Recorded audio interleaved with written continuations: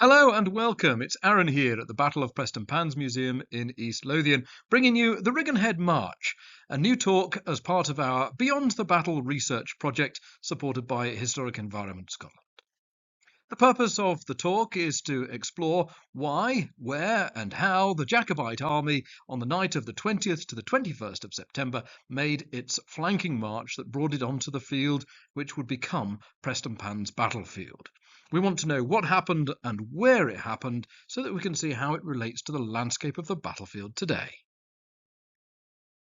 So let's start in the afternoon of the 20th of September as the Jacobites and Redcoats march into the battlefield area. Now, you can see there is a road running through here on this helpful contemporary plan of the battlefield area, and that's the main post road between Edinburgh and Haddington, and indeed on to the border and England. And the Jacobites assumed that is the route that the British army would be taking. So they left Edinburgh, the Jacobite army of around 2,500 men.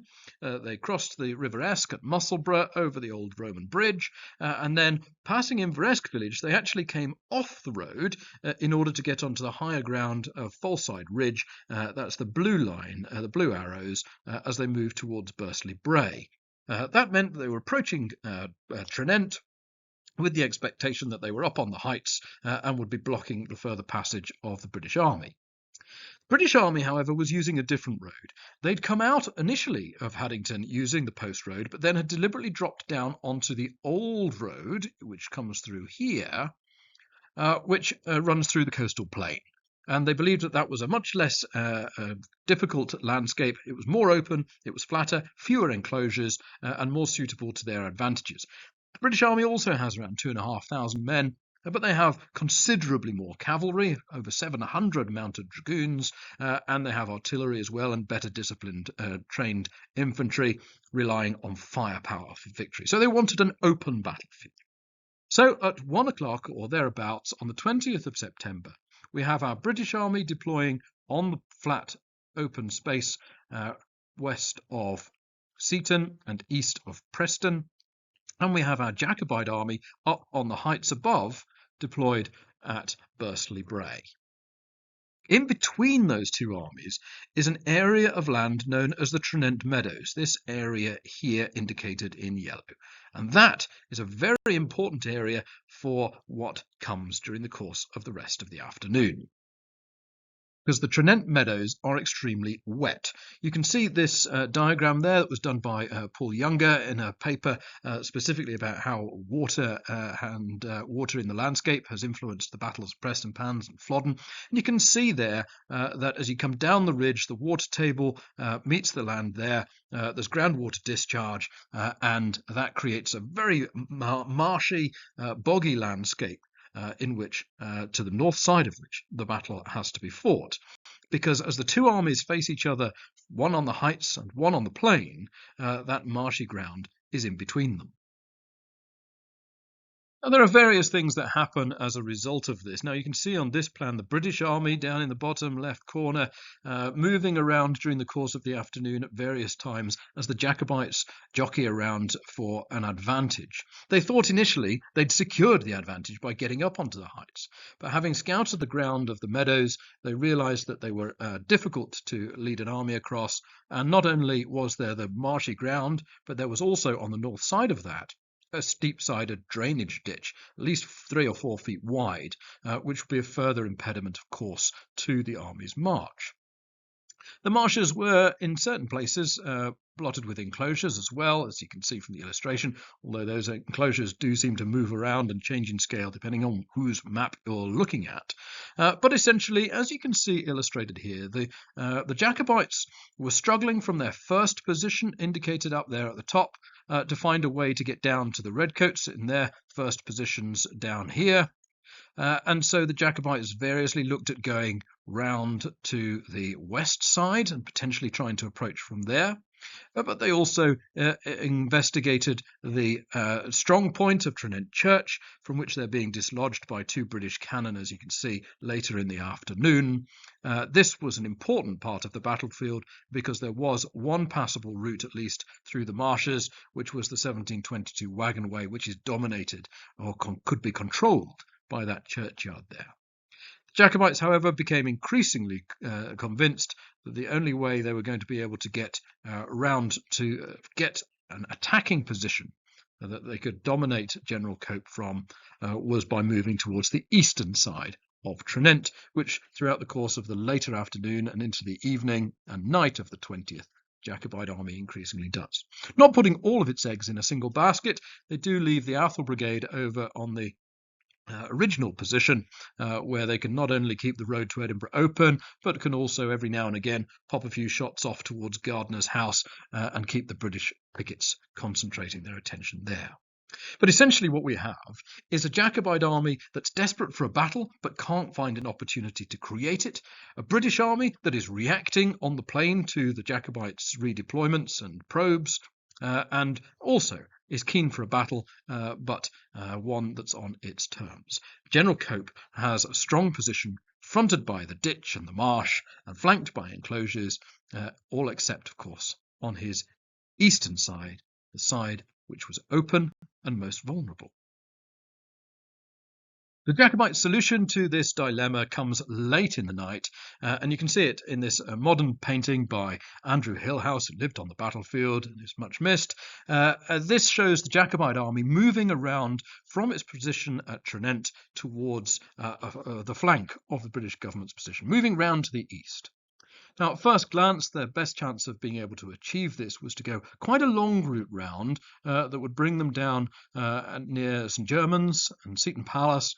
They would then have to cross the bottleneck between those two landmarks before deploying in the open, where the British Army had been, in fact, when it first arrived on the field that previous afternoon.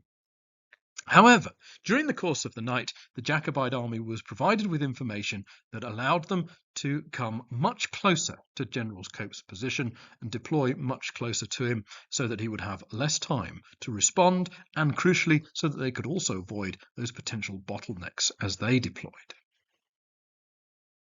Now, perhaps unsurprisingly, the British Army's sources don't give us an awful lot of information about what the Jacobites were doing and the routes that they came from, but we will have a quick look at some quotations from senior officers here just to give their interpretation. The Earl of Loudon there. About 3 in the morning, the patrols brought an account that the rebels were moving towards the east, and it was thought they were going off. This report continued till about daybreak. Then an account was brought that the rebels were moving down to Seaton to come in on the east end of the plain to attack us on our left flank. Sir John Cope, the general, of course, commanding the British Army.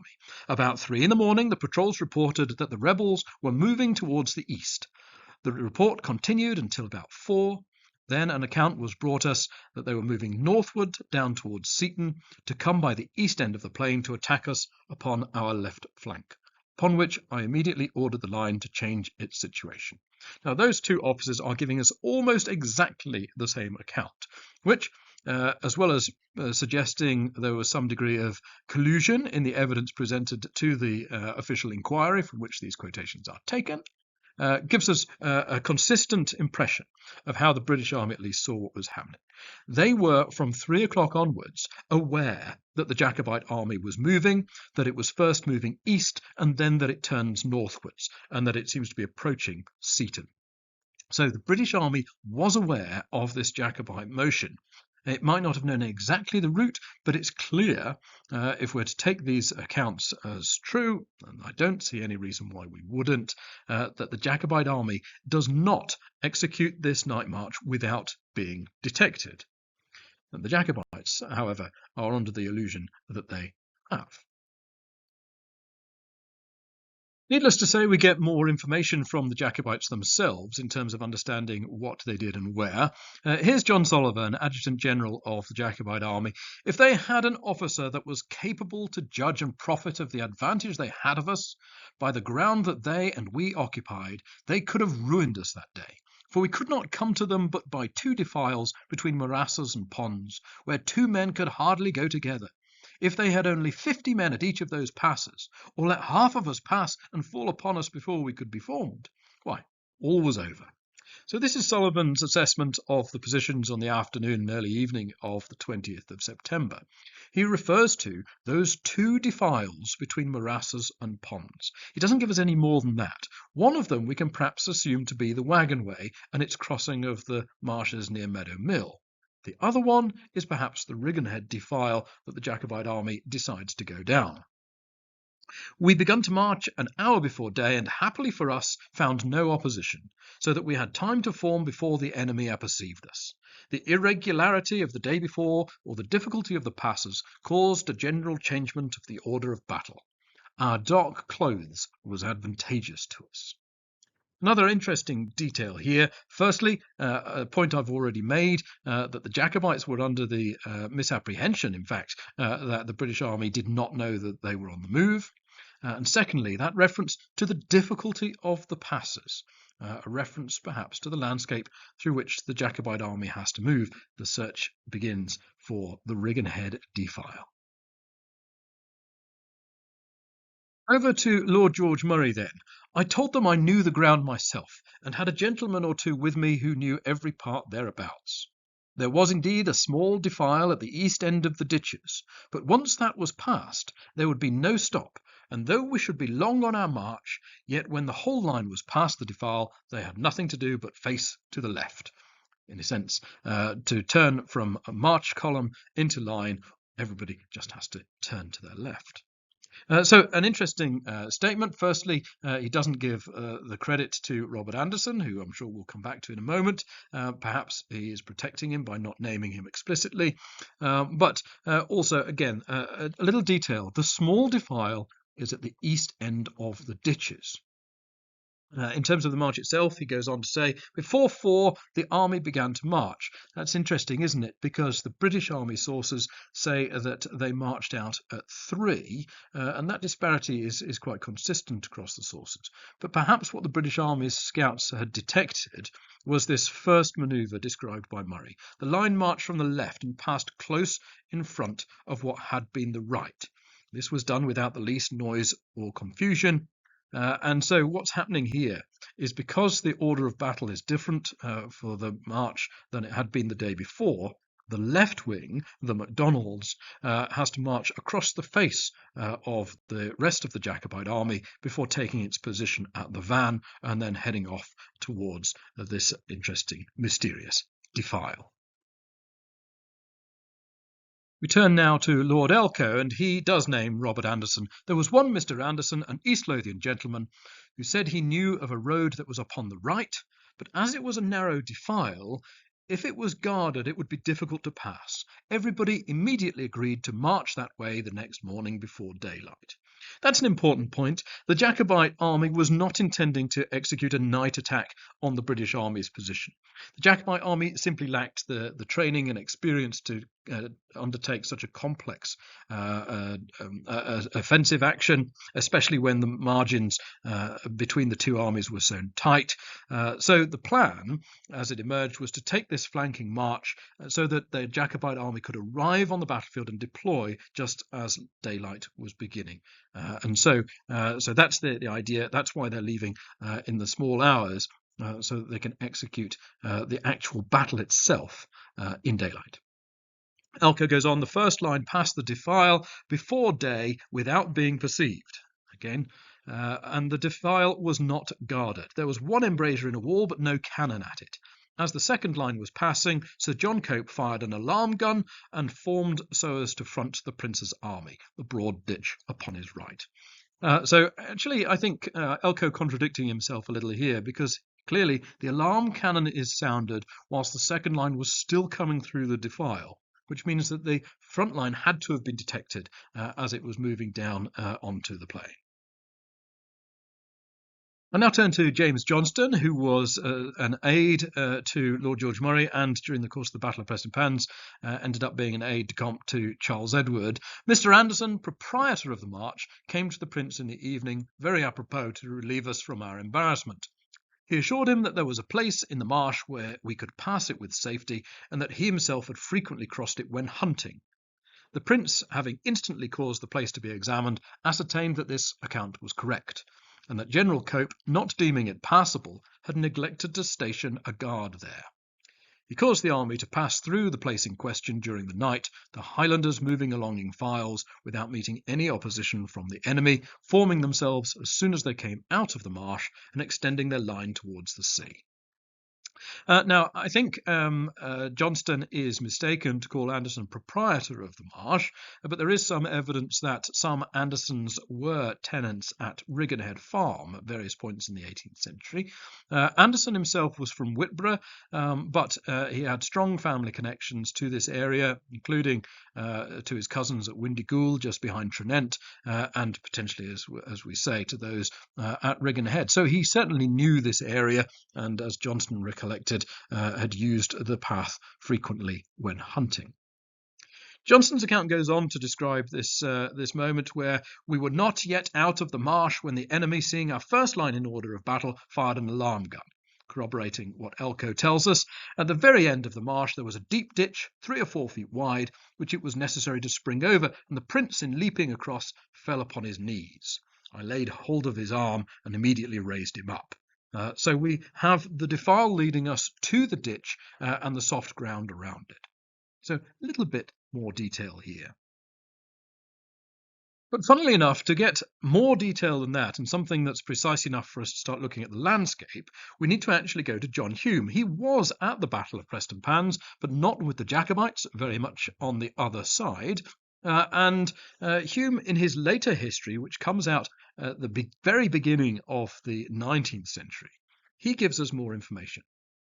Now, John Hume says in his preface that he spent a considerable amount of time gathering different sources for his account, something he was more able to do, and that he visited most of the locations, spoke to people who were there, even if they weren't events that he himself had witnessed. Anderson led the way, he says. Next to him was the major of the regiment of Clanranald with 40 men. Close behind them was the army marching in column as before, 3 men in a rank. They came down by a sort of valley or hollow that winds through the farm of Riggonhead. Not a whisper was heard amongst them. At first their march was concealed by the darkness, and when day began to break, by a frosty mist. They were near the place where Anderson intended to lead them through the morass when some dragoons called, "Who's there?" The Highlanders made no answer, but marched on. The dragoons perceived what they were and rode off to give the alarm. Now that gives us some new details. We've got this valley or hollow, which gives us a description of the defile itself, that winds through the farm of Riggonhead, or Riggonhead. So this is getting us a little bit closer. Then we have this interesting detail that's put into a footnote. The place where the rebels passed through the morass is about 200 paces to the westward of the stone-built bridge over Seaton Mill Dam, built many years after the rebellion. The Highlanders crossed, and there they have it. A little narrow timber bridge with soft ground on both sides of this bridge. Okay, so this is very interesting. The ground is now drained and bears both grass and corn. These are details from 50, 60 years after the battle that now give us a physical landmark from which we compare it. We've got a stone-built bridge over Seaton Mill Dam, which was not there at the time, but gives us a reference point if we can find it in the mapping of the battlefield area. Now, the Riggonhead March has all of the elements that would be naturally beloved of Hollywood filmmakers or fiction writers, and that's why, of course, it's been depicted in everything from David Niven's film to Outlander. But it's usually depicted as a surprise attack emerging out of the mists and catching the British Army by surprise. We can discount that. We know that the British Army had detected the march before it was fully executed. We know that the alarm gun had sounded and the British Army was able to move into its new position before the Jacobites had deployed for the attack.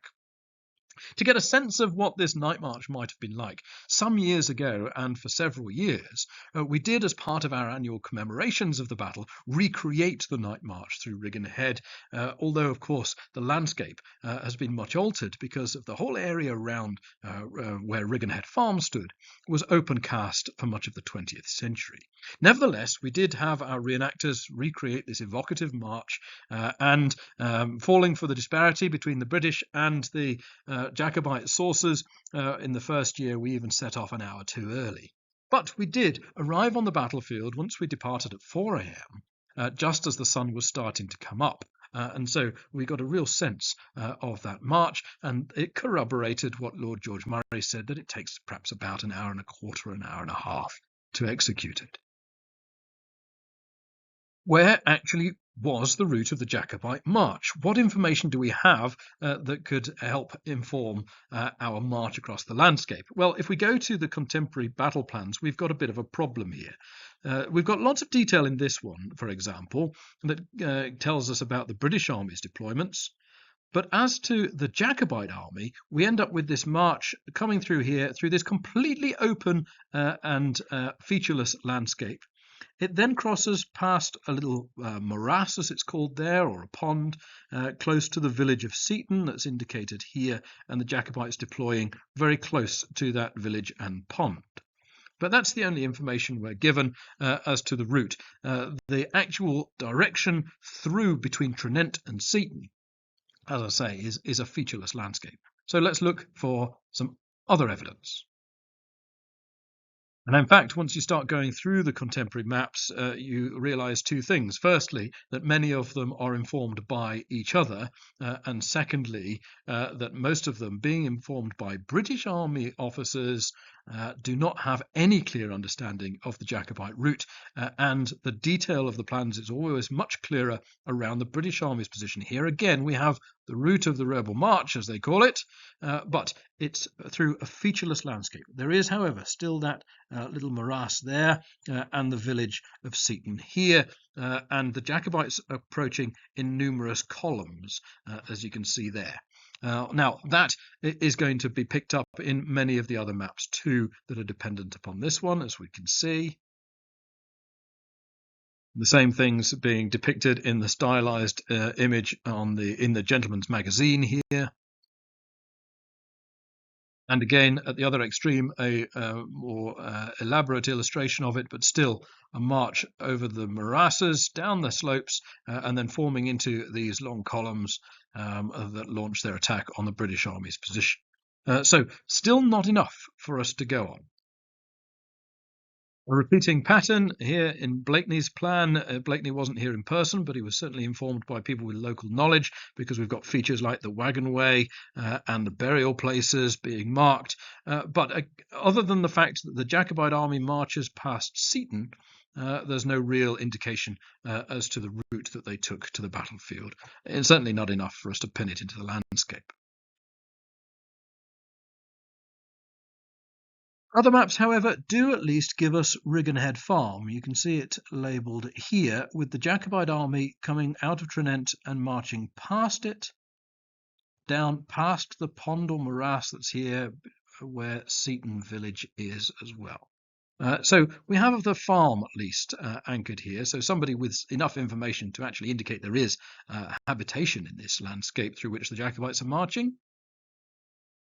This plan giving us something similar. We've got the pond, we've got Seaton village, we've got Seaton palace, the ruins of it there, and we've got Riggonhead Farm here at the side of the road, and the Jacobite army will have come through there in order to deploy for the battle.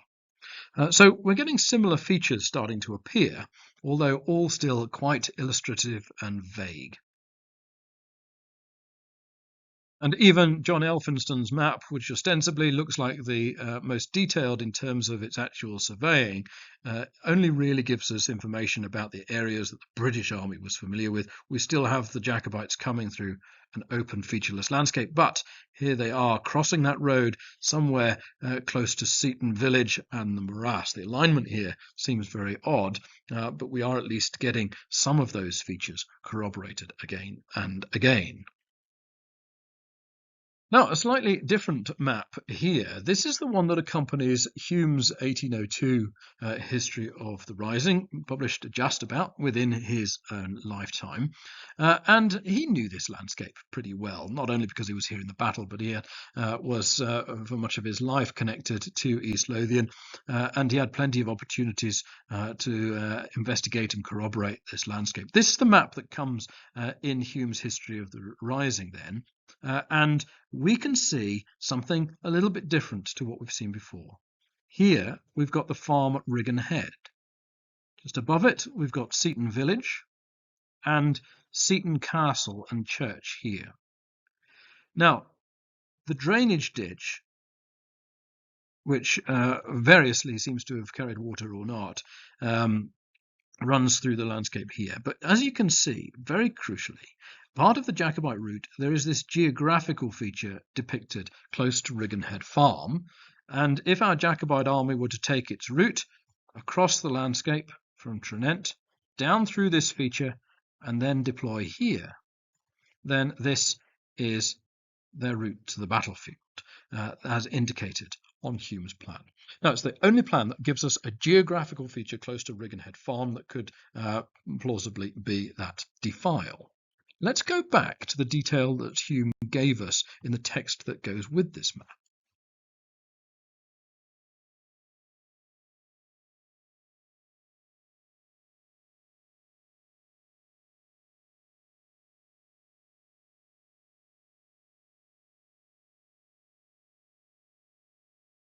Well, as well as going forward in time with mapping, we also need to go backwards, because if we go back to the 1680s and to Adair's plan of the area, we can see the features that we're looking for here.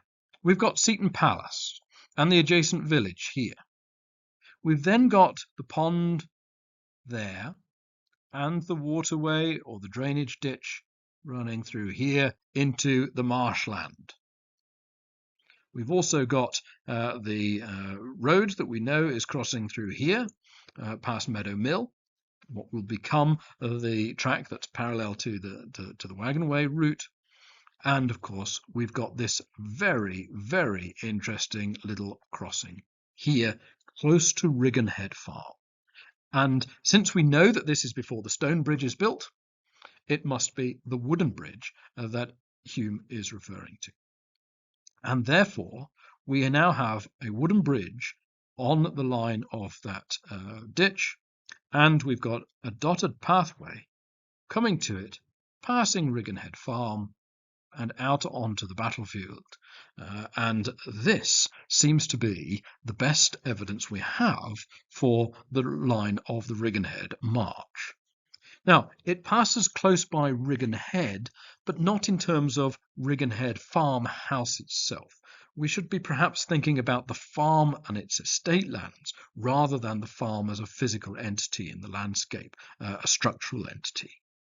And Craig Brown, in his thesis, has suggested very helpfully and quite persuasively, I think, that what we're seeing here is an old small track that leads across this way over the ditches that is probably falling out of use, perhaps even by the time Adair marks it, but has fallen out of use, out of common use certainly, by the middle of the 18th century. A track that is so narrow across such difficult marshy ground that in fact most people don't use it anymore. That's why it's the sort of track that only somebody like Robert Anderson would actually pay much attention to, because he uses it when he's hunting in this landscape, but wouldn't be the sort of track that an army would consider using. And the British Army, certainly, if it had noticed it, which it surely had, because General Cope had physically marched through on this road here,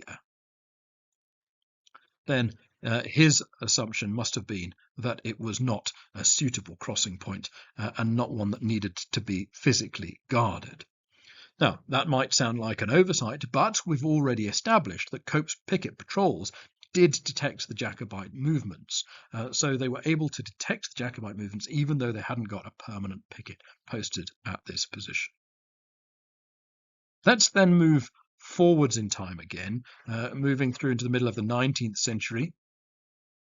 And moving into the first edition Ordnance Survey map, we can see firstly this area here, which is the area where the pond had been, now dried up, and you can in fact see that a mill lade runs through that, so the water is being channeled deliberately there rather than being stored in that pond. We also see clearly identified, we see there Seaton Bridge. So that is the stone bridge that is being referred to by John Hume. What we do not see is anything in this landscape that would look like the remnants of an old path that's not even echoed in field boundaries or anything like that, even after the landscape has been drained, and no evidence of where the wooden bridge would have crossed. We've now got the railway line cutting through this landscape and presumably taking out the point where that bridge would have been. We do, however, still have Riggonhead Farm over here. And do we possibly, in the way that that road curves into the farm and the way that the contours follow this unusual shape here, have an indication of a geographical feature that might have been a hollow way leading round to a crossing point over here? Possibly so. And if we use Hume's rough 200 paces from where the stone bridge would have been, now we're looking at the wooded area there where the pond had been and the stone bridge across there, then approximately where I'm standing to take this photograph would be our Jacobite line of approach, our Jacobite army crossing the timber bridge close to here and moving into the battlefield this way. And of course, I took this photograph just the other day, just before the battle's anniversary, and therefore the field has been cropped, just as it would have been in 1745. And if we apply this to our current knowledge of the archaeology of the battlefield, which is based largely on this 2009 report that was done by Glasgow University for us, then we would have the Jacobite army deploying into the field around here, which correlates nicely, firstly, of course, with that concentration of canister and grape shot there, but also with the wider scatter of shot on this end of the area. So there's much more archaeological work to be done in order to pin this down with detail. But I think once we have established where the Jacobites are entering this landscape from, we can get a sense of the area over which they would have deployed. And we are able to narrow down where we should be looking for things in the future. And thanks to the joys, of course, of the National Library of Scotland's map service, we can see these overlays of georeferenced maps. And here I've put the Ordnance Survey First Edition with the very near to current situation. And we can see the Seaton Bridge and the pond area and our Jacobite crossing roundabout there. So that means our Riggonhead March may well be something that comes round through that hollow or indicative hollow next to Riggonhead Farm and then comes down and crosses over to the battlefield this way. What you can see under that is, of course, the features of the Newtown development at Blindwells. And what we have in that development are the Prince's Loch, which attempts to deal with some of the ongoing issues of drainage in this landscape, which have influenced the layout of the landscape and the deployments of our armies, as we've seen. And we've got the Prince's Way, the main road through the town, coming through here and ending at Riggonhead Farm, more or less. And adjacent to where Riggonhead Farm would have been, just across the road from it there, is the new primary school. And so we now have a sense, I think, better than we've had previously, that this isn't a barren open landscape with no features in it, as is depicted on many of the contemporary plans. But the features in it are fairly limited. There's Riggonhead Farm, a sort of a hollow way running past it, but that the key defile itself, the key narrow bottleneck and choke point, is the approach to and the crossing of the wooden bridge by the drainage ditch there. And that is what's shown for us by Elko, who marks defile on his plan as being the crossing point of the ditch. That's why the Trust is hoping that it will be doing some interpretation of this part of the story in the landscape of the Newtown development between the primary school and the Prince's Loch, where you can perhaps get close at last to walking again in the footsteps of the Jacobite army. And so I end by going to Elko's plan. This is a copy of Elko's plan of the Battle of Prestonpans, or Gladsmuir as he calls it, and there circled for you is the defile, which is clearly the crossing point of the ditch into the battlefield landscape. So the Riggonhead March is not the march to the defile at Riggonhead, it's the march through Riggonhead to the defile, which leads to the battlefield. And that's where I'm going to end. Thank you for joining me on this deep dive into the Riggonhead defile and what we know about the route the Jacobite army took onto the battlefield. Of course, the outcome of that march is that the Jacobites are able to deploy in that open field and launch their charge towards their enemy. They had, making this march, sacrificed the advantage of the high ground in order to secure the opportunity to prove themselves on the battlefield. It was a risk. It placed their enemy between themselves and their homes. It placed the garrison and any future reinforcements arriving there of Berwick to the Jacobite army's rear. But it was all worth it if they could make this one charge count. Thank you very much. We'll see you again soon.